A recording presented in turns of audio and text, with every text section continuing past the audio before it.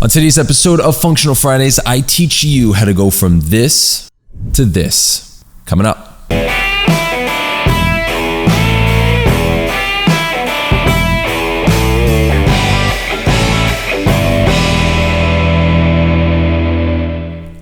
Welcome to Functional Fridays, where we break down some technique problems and help you guys move better.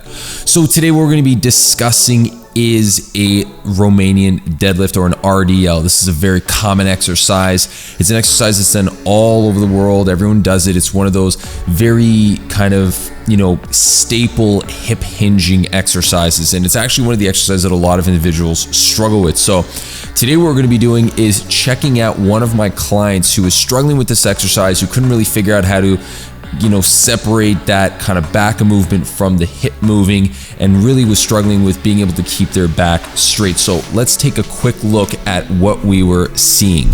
So stepping into the clip now, what you will notice is as I will run through this, we're going to start by seeing a bit of his back rotating. So I'm going to slide this forward here and you're going to see. So we're looking at a couple of things. First thing we're seeing is we're getting a little bit of a back bend. So a nice rounding here at the back. Usually very, very common. So a lot of people that are starting off usually struggle with this exercise. There's a couple of reasons why this could happen. It's not usually one thing. So one of the things I want you to pay attention to is that when you are looking at a lot of the corrections I'm going to be doing in today's episode and subsequent episodes, you really have to understand that there is going to be a separation from how long it will take you to see the improvements. For this case, this individual is a high performance athlete. We're talking about someone who's done, this person's actually a figure skater. So I asked him, he was totally cool with me doing it and kind of using this clip. But this is a performance athlete. This is someone who understands their body a lot better than most people do. And usually in that case, they'll be able to kind of quickly run through these steps. So we're going to start, what I'm going to be showing you today is the before and after within a single session. Doesn't mean this is always going to happen, but I'm going to show you usually what would end up leading to you being successful at executing this exercise properly. So let's jump back in here. So this is what it looked like before, and I'm going to scroll ahead here and you're going to see what the exercise looked like post right there. So you notice the difference here. So we've got a straight head here, straight alignment in the head. You've got a nice back here.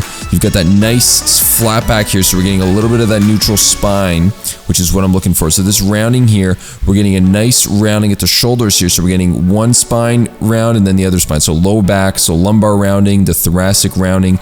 We're getting a little bit of that nice head alignment. So I would probably like to see this ear a little bit down over here. So dropping the chin closer to him to get a smoother alignment through here. But for the first episode, for the first session, this is not too bad. So the first step you're going to want to take with this entire process is really understanding how to dissociate the spine and the hip. You want to be able to kind of manipulate and move the lower back and the lower spine around. You want to be able to control it so that when you can control it, you're going to be able to put it in the position you want it to be in, lock it in place, and then hold that position throughout the entire movement. You don't want that separation to happen through the entire exercise. The first step you're going to want to take when doing this exercise is very simple. You want to create that dissociation.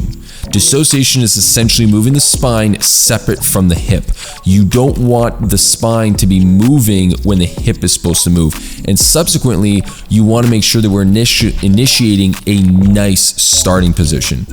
What the starting position is supposed to look like is a nice neutral spine. So you're getting a little bit of that curve in the lower back in the right direction.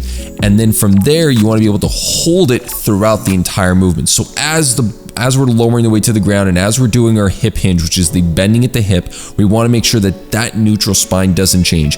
It holds steady the whole time. And that's really where it's just becoming a nice connector between the weight and our hip, which is going to be doing all the movement. So the first exercise I used with him was geared toward allowing him to understand how to control his spine. So I started using a cat-cow.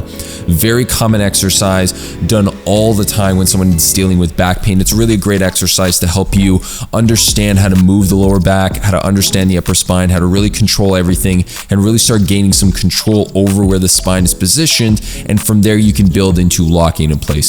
So what we did is we started off by getting this lower back to start moving, then worked through the upper back, spine, and then really started learning how to control the two and separate them from each other. Once we were able to understand where and how to control that spine position, I went to exercise number 2, which is called a heel sit. So from a 6 to 4 position, we're doing a heel sit. So what that means is getting into a crawling position, putting the knees right underneath the hip, putting the hands right underneath the shoulder, getting ourselves into that neutral spine, and from there, really working on sliding backwards and sitting towards our heel without losing that neutral spine.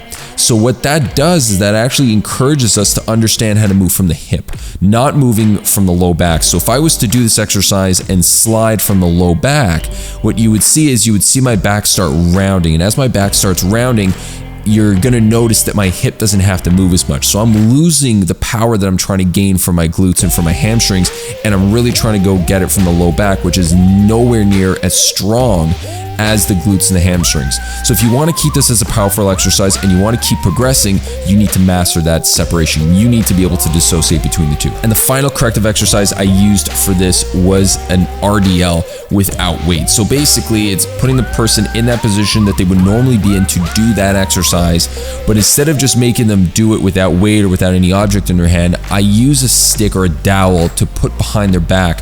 What this is going to do is it's going to encourage them to maintain that neutral spine the entire way through the movement, and it's also going to allow them to understand at what point in time they start to lose that low back kind of neutral spine position, which is what we're trying to maintain. From here, I like using the cue to have the person slide their weight towards the wall. So imagine they're pushing their weight and pushing their butt back towards the wall. From there, they'll get an understanding of where the pressure is going to be going along their foot, because you're going to notice that your weight's going to shift back towards your heel.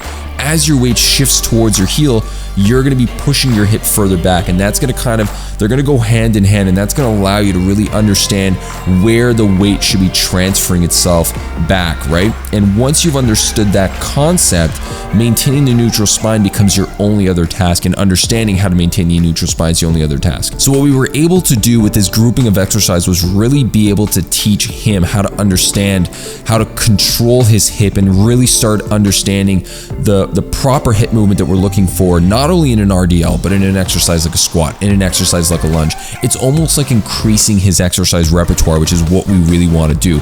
We want to encourage that in our movement, and that's what we're really trying to get here, is being able to understand how to go from struggling with these simple exercises and really feeling like we're hitting a roadblock to actually improving and really being able to open up the number of exercises we can do.